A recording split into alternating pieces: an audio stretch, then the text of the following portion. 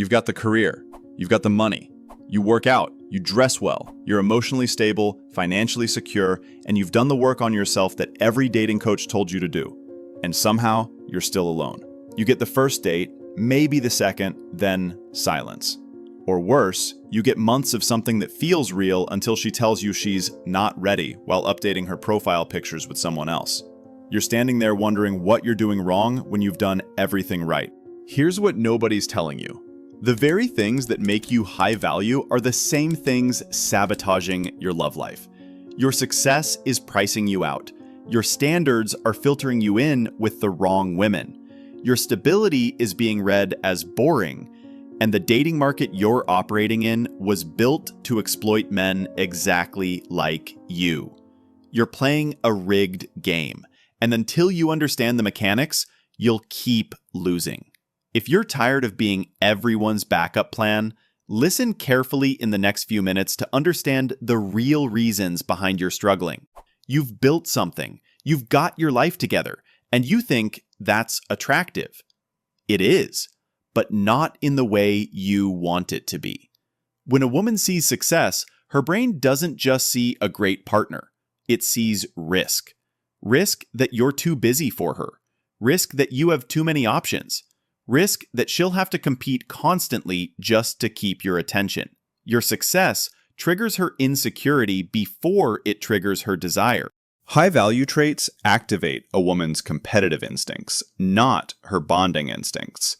She's not thinking about building a life with you.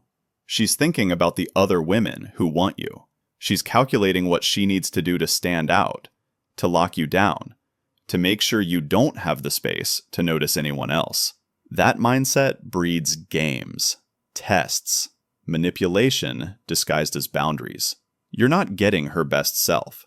You're getting her most strategic self. Here's the move. Stop leading with your achievements. When you meet someone, don't mention your job title in the first 3 conversations. Don't name drop your company. Don't flex your lifestyle. Let her discover your success slowly, after she's already invested in you as a person. If she's only interested after she learns what you do, she was never interested in you. Success attracts attention, but character attracts investment. Now, let's talk about the type of women that attention is bringing you. You're not struggling to meet women. You're struggling to meet women who want you for the right reasons. High-value men are magnets for transactional thinkers. These women have been conditioned to evaluate men like job opportunities. Salary, benefits, growth potential, exit strategy. You're not a person to them. You're a position, and they're interviewing for it. They'll say everything you want to hear. They'll mirror your values, laugh at your jokes, and play the supportive girlfriend role perfectly until they're in. Then the mask comes off. Here's how you spot them. Transactional women ask about your work too soon and too often. They compliment your lifestyle more than your character. They're overly interested in where you live, what you drive, where you vacation. They're mapping resources, not learning who you are. They'll push for expensive dates early. They'll suggest activities that broadcast your status. They're not trying to connect with you, they're trying to be seen with you.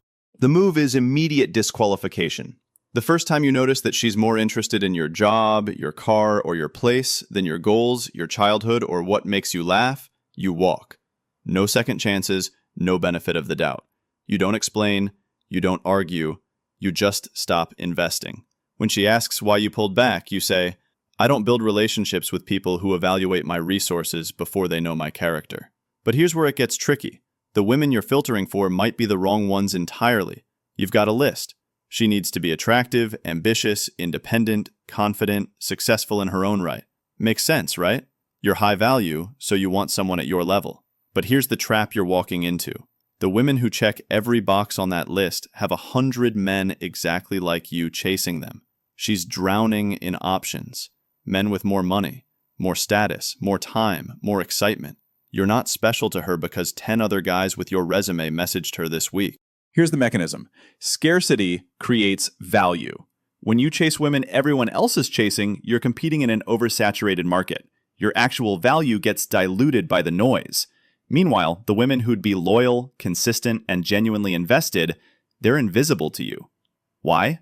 Because they don't have the Instagram aesthetic. They don't have the impressive career. They don't project the high-status image you've been conditioned to want. So you swipe left, and you miss the woman who'd actually build with you. The move is simple but hard. Rewrite your list. Instead of filtering for achievement and appearance, filter for consistency and character. Does she follow through on small commitments? Does she respect your time? Does she add value to your life without being asked? Does she show interest in your day without needing a show? These are the signals that predict staying power. Beauty fades, ambition shifts, but integrity and consistency compound. The rule: the woman everyone wants is the woman nobody keeps. But even when you find someone with potential, you're running into invisible tests you keep failing. You think you know how women test men. She'll flake to see if you chase. She'll mention another guy to see if you get jealous. Basic stuff. But when you're high value, the tests change completely. She's not checking if you'll pursue her. She already knows you will. She's testing something deeper. She's checking if you're controllable, if your frame is real or performed, if you'll sacrifice your mission when she demands it. These tests are invisible because they don't look like tests. They look like reasonable requests. Here's how that plays out. She schedules something important on the same night as your business dinner and asks you to reschedule. She gets upset about a boundary you set and waits to see if you'll apologize for having standards.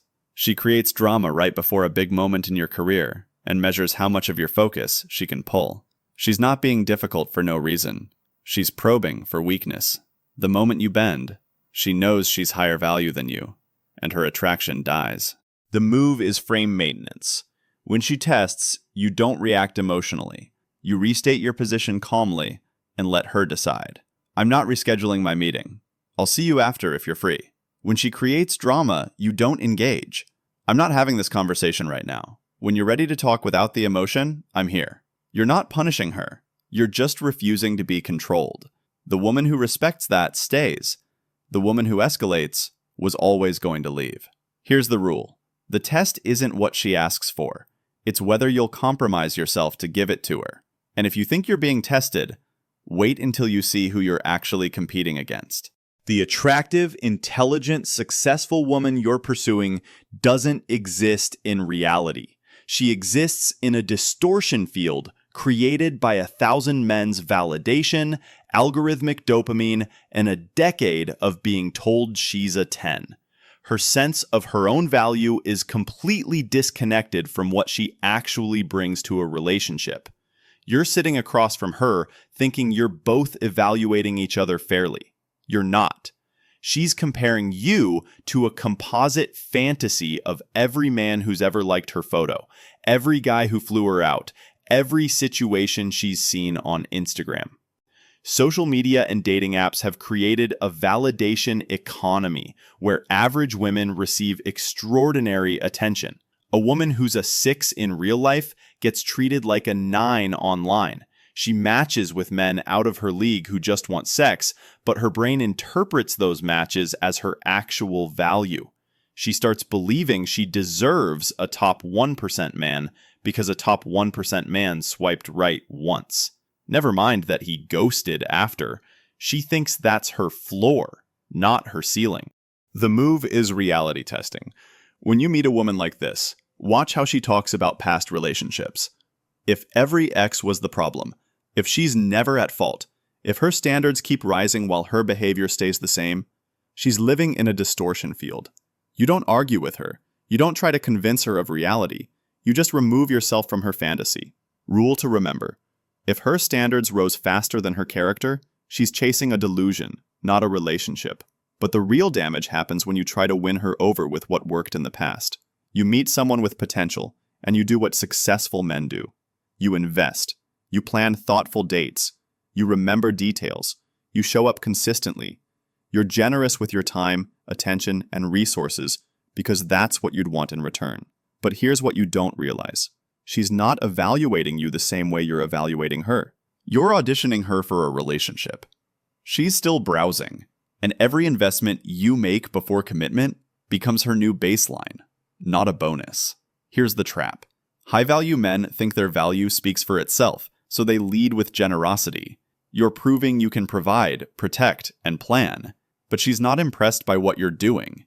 She's noting what you're willing to do. That expensive dinner? That's the floor now. That weekend trip you planned? That's the expectation. You've shown her your ceiling before she's shown you her floor. And the moment someone else offers mystery and challenge instead of certainty and comfort, she's gone. Because your investment made you predictable. And predictable doesn't keep her chasing. The move is strategic withdrawal of investment until reciprocity shows up. You match her effort, not your potential. She texts twice, you text twice. She plans one date, you plan the next. She invests emotional energy, you invest back. You're not playing games. You're creating a balanced dynamic where both people are earning each other's attention. If she doesn't match your investment naturally, she never will. And forcing it by overgiving just builds resentment. Your investment should reward her behavior, not audition for her approval.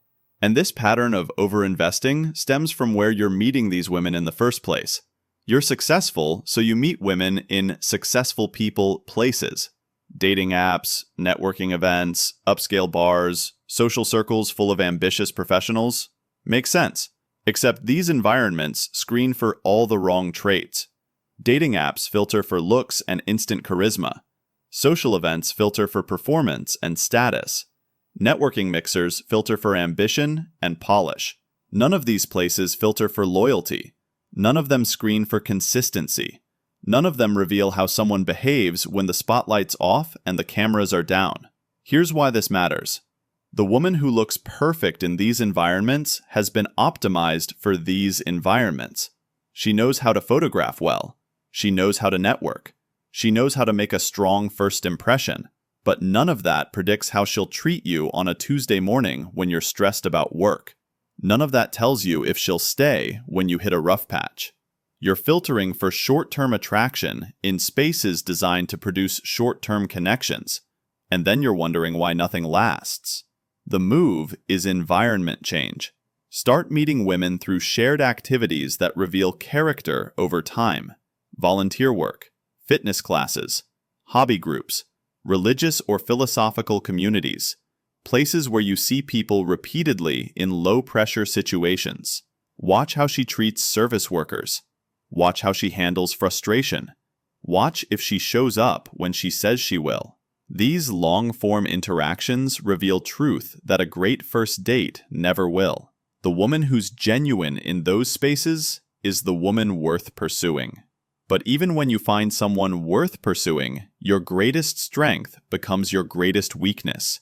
You've been through enough to know better than to catch feelings fast. You guard your emotions. You set boundaries. You don't get attached until someone proves they're worth it. That's smart. That's protection. But here's the paradox.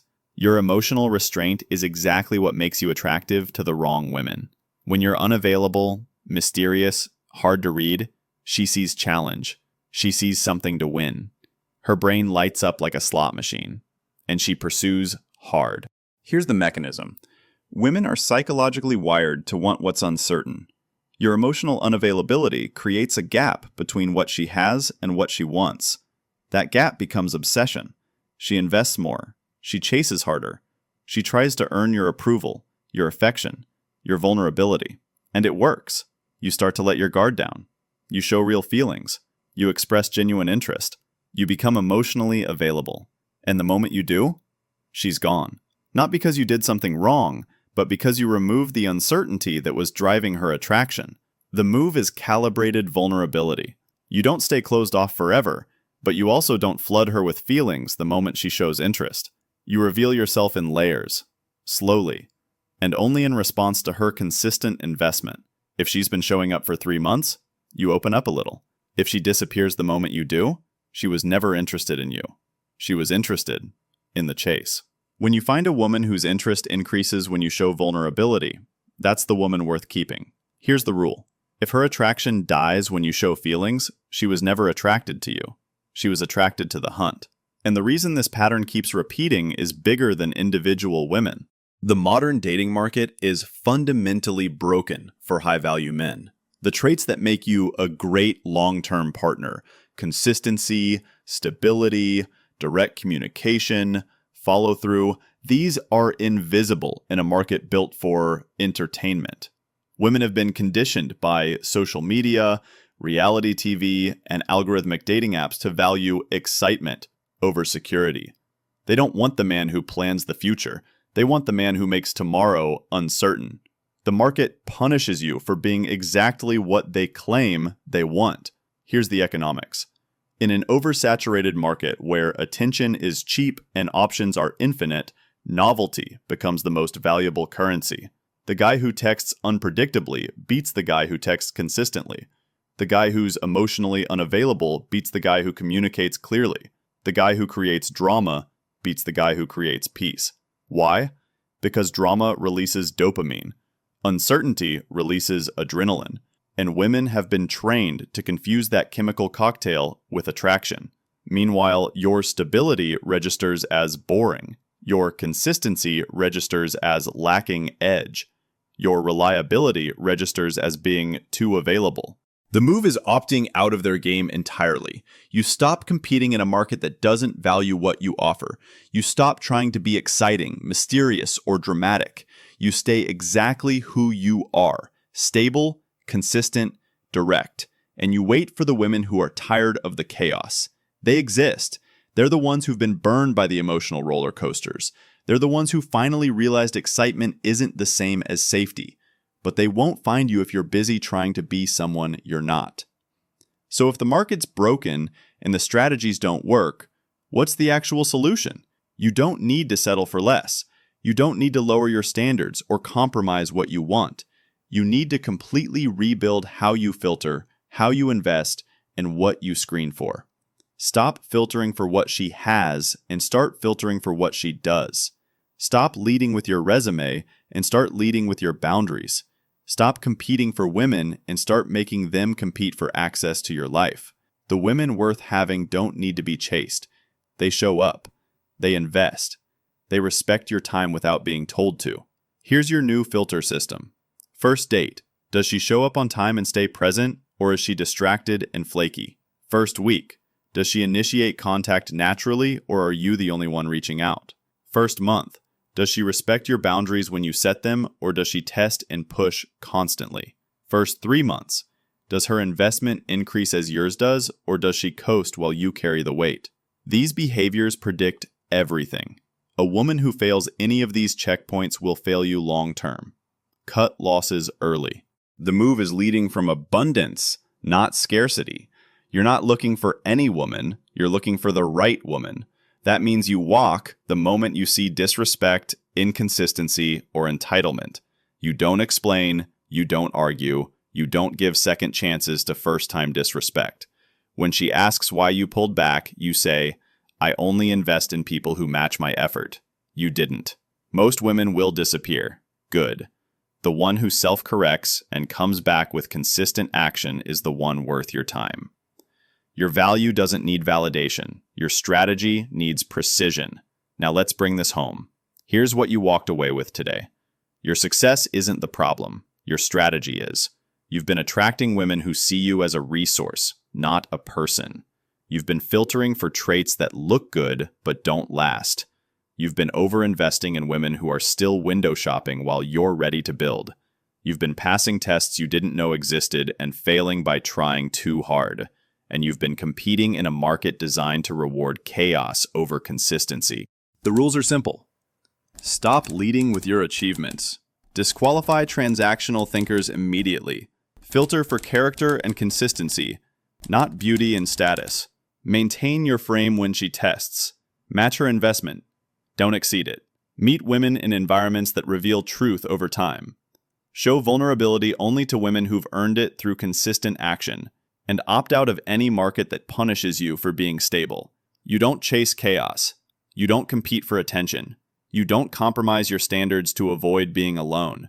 You choose peace, you choose precision, and you choose women who choose you back, without games. Your value isn't the question. Your strategy was. Now you've got a better one. If this shifted how you see the game, hit that subscribe button, drop "I choose better" in the comments, and share this with a man who needs to hear it. The right woman is out there, but she'll never find you if you're busy chasing the wrong ones.